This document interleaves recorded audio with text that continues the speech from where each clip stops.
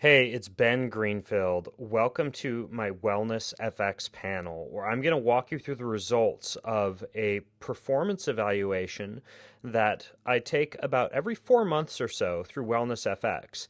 And the reason that I'm recording this video for you is so that I can walk you through some of the big results that I tend to see over and over again when it comes to things that most folks need to focus on, and also to kind of give you some insight into what the results of my blood look like with regards to my high-fat diet, Ironman training, what it looks like when you stop training for Ironman, which is about where I was 2 weeks into having taken this test, and just basically open your eyes to a few of the things that are important to take into consideration when you're looking at your own blood work.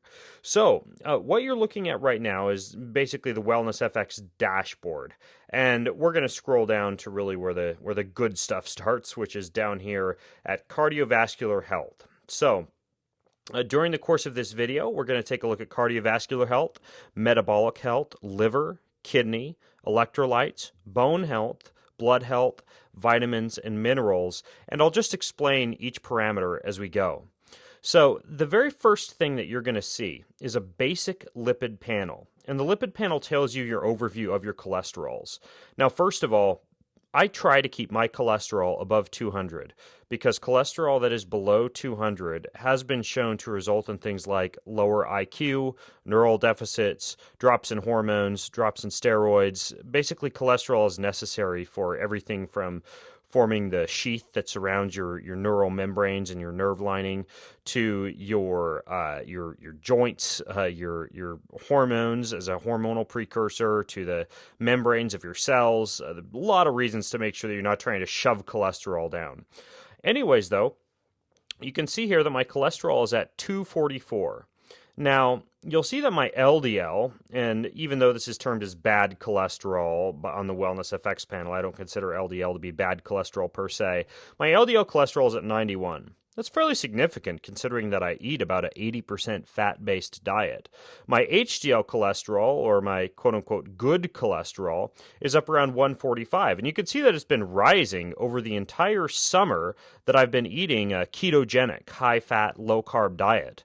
It's very, very interesting that my good cholesterol has gone up and my bad cholesterol has gone down during the time that I've been eating that diet. Now, even more importantly to me is the fact that my triglycerides are rock bottom low.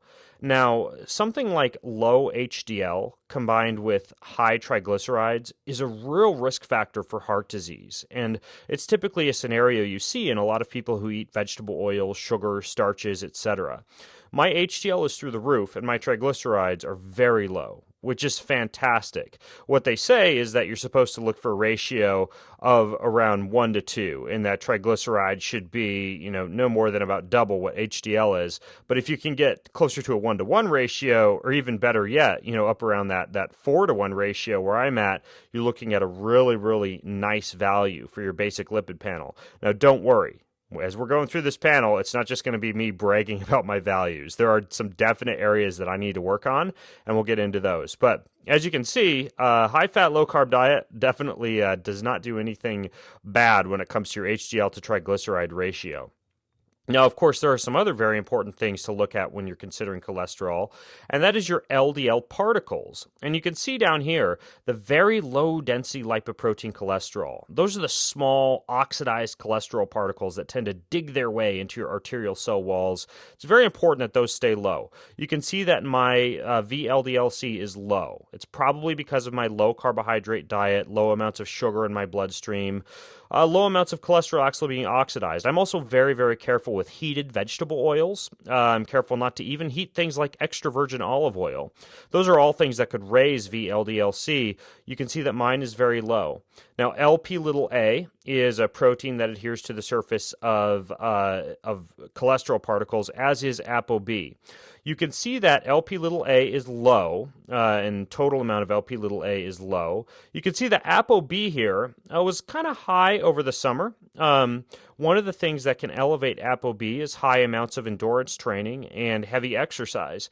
Now, as I've started to kind of taper off of my Ironman training, which I was doing for about 2 weeks going into this test, you can see that ApoB levels have begun to fall. Now, it's very rare to ever see ApoB levels that are, for example, below 60 in anyone who has a high total cholesterol count, simply because ApoB does adhere to the surface of LDL cholesterol particles, and so it's going to be somewhat elevated if your cholesterol is high, but ultimately you want it to be preferably below 100. I've seen people with ApoB particle levels up around 400, 500. Those are the real high risk scenarios. But elevated ApoB in and of itself, especially in the presence of high HDL and low triglycerides, is not something to be too concerned about. I think it's interesting that mine started to fall once I lowered my inflammation and began to do even less training, less hard and heavy exercise. Now, a lot of people are under the impression that athletes walk around constantly inflamed. Now, if you look at my inflammatory markers, you'll see one spike. This spike here was taken the day after back-to-back triathlons, when I did the Olympic distance wildflower triathlon followed by the half Ironman triathlon, and you can see my HSCRP there was at 4.56 through the roof. Now, high inflammation is a very bad thing for probably obvious reasons, and I probably don't need to jump into with you why inflammation is a bad thing, but it's very, very interesting that even through the entire course of my Ironman training, and especially now that I finished Ironman training, my inflammation is rock bottom. I attribute that to the fact that I do eat a diet that's very, very high in anti-inflammatory fats, such as omega-3 fatty acids. I take a great deal of curcumin, which is a natural anti-inflammatory. I use the form of phenocaine for that. I also use another supplement called Capraflex. That's a natural inflammatory or anti-inflammatory. I do lots of dark leafy greens and naturally low inflammation foods. But HSCRP is low, which I'm very happy about. Now, next we jump down to metabolic health. I like to see fasted glucose between 80 and 90. Now, I've always kind of struggled a little bit, no matter how much I control my carbohydrate intake, with my fasted glucose never dropping quite as low as I'd like it to see. Now, you can see there, 90, 87, 86, 90. I mean, as long as it's below 100, it's really not that bad, but I would really like to see mine closer to being between 80 and 90. The fact is, I've done genetic testing. I know that I have a higher than normal risk for type 2 diabetes. Myself, as well as my brothers, we tend to struggle with getting low blood sugar for when we don't eat for long periods of time. We tend to really see our blood glucose rise quickly and then fall when we eat carbohydrate-laden foods. So this is really inspiration for me to continue being really careful with my carbohydrate intake. And 80 to 90 or 90 for a fasted blood glucose is not bad, but I really like to see it in the 80s to 90s, and this is something you can even test this with just like a basic blood glucose monitor that you could get at a store like a pharmacy, like a Walgreens or a CVS or something like that. Hemoglobin A1C, a 3-month snapshot of my fasted blood glucose values or my overall blood glucose values is consistently low, which I like. That means I'm not spiking my blood sugar levels a lot, and that's a great value for that to be below 5.7.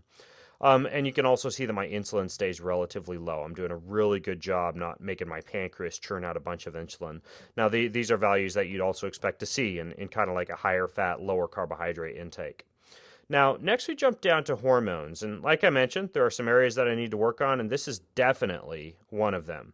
You can see that as soon as I stopped training for Ironman, my total testosterone started to rise. Just since I've stopped training for Ironman, it's gone up by 200 points. It's very rare that I see total testosterone high or up around that 700 plus value that I like to see in people who are doing hard and heavy training. Now, since I started to back off a little bit, kind of go into more of this like muscle mass program that I'm doing that's more weightlifting, less chronic repetitive motion cardio training, automatically you can see that my testosterone is starting to climb, which I'm very happy about. When I test again in about 3 months or so, I expect testosterone to be up above 700. I expect free testosterone to be much higher than it is right now. Now you can see that even though my total testosterone is climbing, my free testosterone is a little bit low. Now, The reason for that is because my sex hormone binding globulin is high. And sex hormone binding globulin, no matter how high your total testosterone is, will bind to that total testosterone and cause that total testosterone to be in its inactive form unless sex hormone binding globulin is low. Now, what's the main thing that can cause this sex hormone binding globulin to be elevated? Well, there's two things that tend to contribute to this pretty dramatically. One would be constantly elevated levels of blood sugar, high insulin levels, high glucose levels.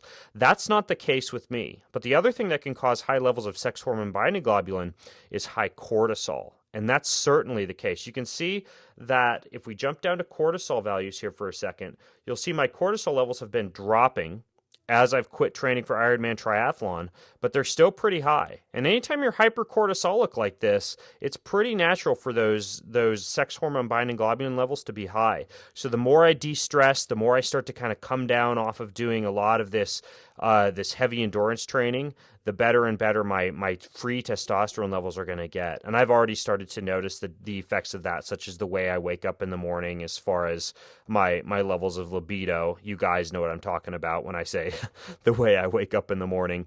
But just libido, sex drive, competitiveness, stuff like that has started to increase ever since I've just started doing something as simple as kind of dropping some of the weekend-long bike rides and the long swims and even getting rid of the semi-long run that I do. It's kind of interesting how the body bounces so quickly because it's only been 2 weeks since I've stopped doing that stuff. Now here you can see thyroid. Now my thyroid got very concerning to me when I peaked for Ironman training over the summer. My TSH really went through the roof. My T3 dropped to rock bottom. A big reason for that is because carbohydrates and glucose are necessary for the conversion of T4 to T3. Hard and heavy training and high cortisol can also inhibit the conversion of the T3 to the active T4 version. And I was really noticing some big effects. Now, about here is where I started to take a supplement called Thyro Gold and also eat more organ meats. Two good ways to give your thyroid what it needs. And you'll notice right away my TSH started to stabilize. My T3 is starting to climb. I'm feeling like my body temperature is not quite as cold during the day. I've been taking my axillary and my oral body temperature in the morning, and those are all going up. So two takeaway points here. One, even if you're going like ketogenic or low carb, be careful with how low carb you go. Well, you'll notice here in this time frame, I switched from limiting my carbohydrates to no more than 75 grams per day to kind of keep me in ketosis, to giving myself 100 plus grams per day, and in some cases 200 grams of carbohydrates. I was still able to stay in ketosis, but my thyroid responded really favorably to that. And it just turns out that this whole low carb thing, you could still maintain a good lipid panel and a good blood sugar level. And if you're a very active person, you can still get away with eating, a decent amount of carbohydrates. The more important thing is to time your carbohydrates properly as you're doing that. So what I mean by that is to time your carbohydrates to be in conjunction with exercise so that you're staying insulin sensitive. So before, during, and after your exercise sessions are primarily when you should be eating your carbohydrates.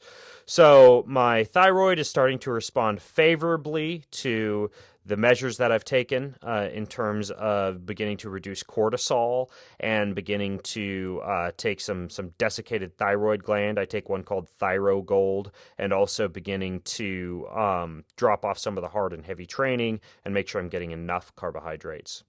So next we get down to cortisol. Cortisol, or stress, is something I've always internalized. This is something I've always dealt with. You can see it's always high every time that I test. And I'm slowly but surely getting on it. But you can see that this is really an area I need to work on.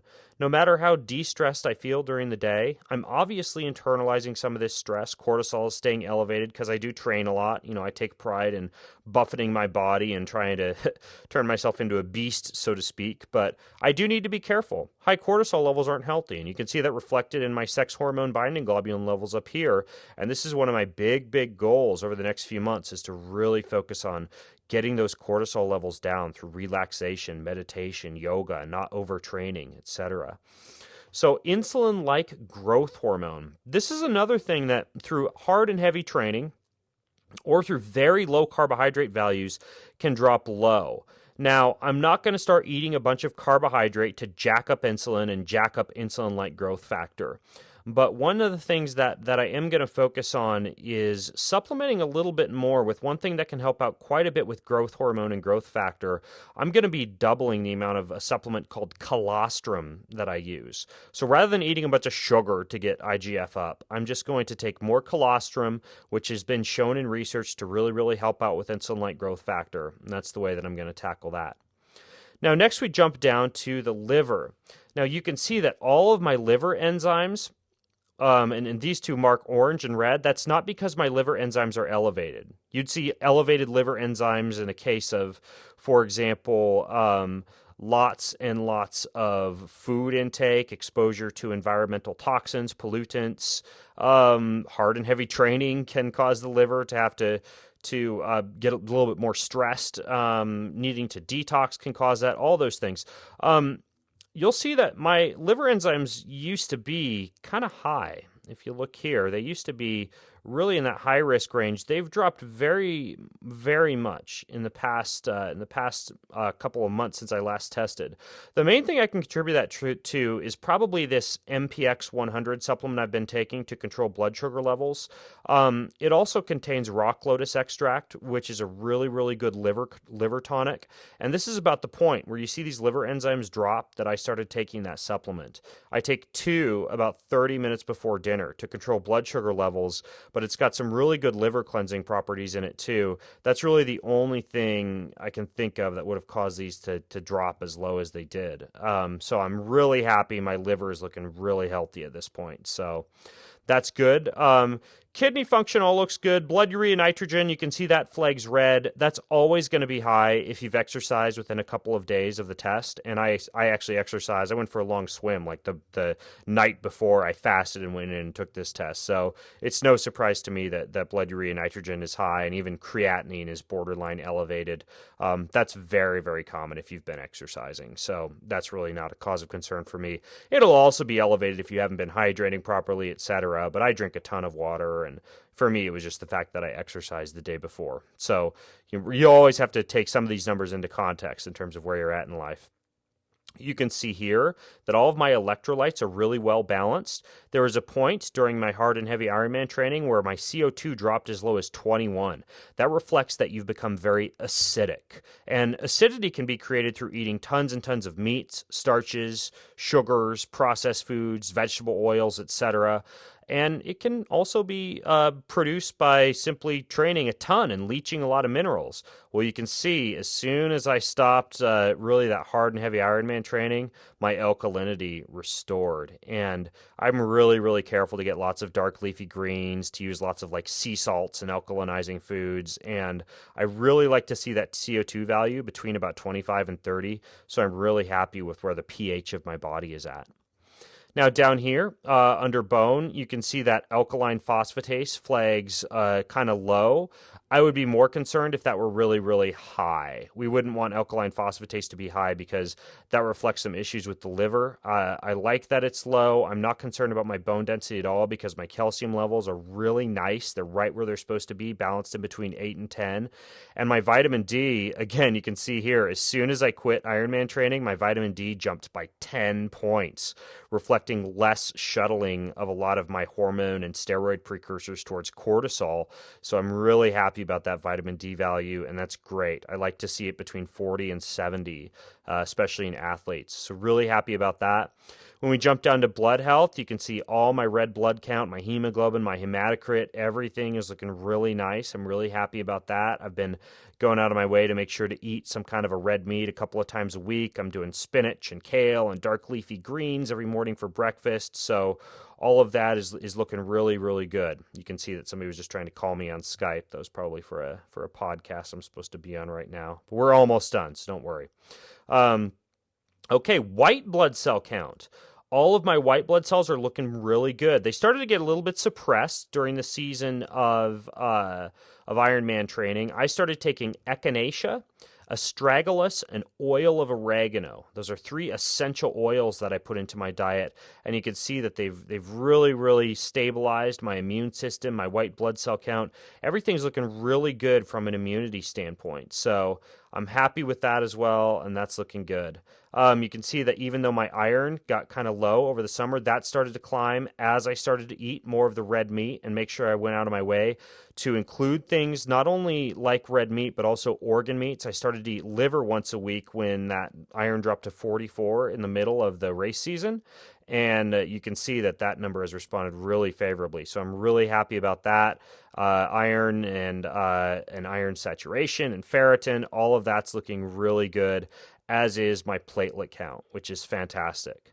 So just a couple other quick things to hear down towards the bottom. Ignore this RBC folate number. That's a random value. We didn't even test that. I don't even know why that's appearing on this test. That's not supposed to be there. So anyways, my vitamin B12 is through the freaking roof. You can see top level here is 300. I'm up in the 1000s. It's probably because I use a vitamin B12 supplement before my workouts called Life Shots that my physician designed for me to take. And no issues with vitamin B12. So that's great. It's not a toxic vitamin. That's fantastic for energy levels for that to be elevated. You can see down here, this is just about everything that we've already been over except RBC magnesium. You can see that magnesium is, interestingly, kind of borderline low. I mean, when you're sweating a lot and you're losing a lot of minerals, it'll tend to be low. But I think it's interesting here that even though I use magnesium before I go to bed at night, and I even use some transdermal magnesium, it's not, it's a little bit suppressed. It's towards that lower value. I may consider actually using a little bit more transdermal magnesium on a daily basis because that stuff gets absorbed really well. Right now, I do about 10 sprays or so of magnesium or a quarter size piece of a magnesium lotion on myself after my workouts. I'll probably about double that just to see if I can get my RBC magnesium levels up because magnesium is a really fantastic electrolyte to have in good levels in your body for a lot of different enzymatic reactions. So, all right, so that's the end of the panel, and I hope that really helped you in terms of seeing how you can interpret some of these values, and I know I probably created a lot of questions here. You'll notice that I actually do not have this particular post open to comments. Now, there's a reason for that. I've actually got a separate section for comments open in the Ben Greenfield Fitness Inner Circle. And my reason for that is because I want to give my Inner Circle members some value. It's $10 a month to be a part of the Inner Circle. And that's kind of an area of Ben Greenfield Fitness where we tend to geek out on this stuff anyways. So if you want to really dig in and comment on these values and get into some discussion around these values, you can click on the link there in the blog post to join the Inner Circle. It's well worth it, and we just have a forum discussion going on right now around these values. So if you have questions and you want to open up some comments about this stuff, just head over to the Inner Circle, and I'm happy to kind of comment and stuff there. But I know I'm going to spend a lot of time replying to comments and answering questions about blood work. I'd rather do that for the people that are actually part of my Inner Circle. So that's why the comments aren't open on this blog. But you know how to get in the Inner Circle, and it's not hard to do. And I mean, for $10 a month, you can't go wrong. So, anyways, I hope that was helpful. And if you have questions, head over to the Inner Circle, and I'll see you in there. And until next time, thanks for watching. This is Ben Greenfield signing out.